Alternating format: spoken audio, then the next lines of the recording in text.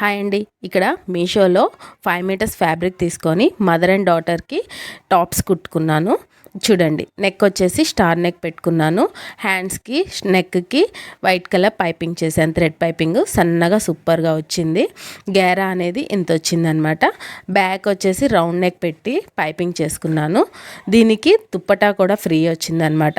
370 రూపీస్లో ఇంత మంచి క్వాలిటీతో మీషోలో 5 మీటర్స్ క్లాత్ వచ్చి ప్లస్ దుప్పటాతో రావడం నాకు చాలా బాగా నచ్చింది.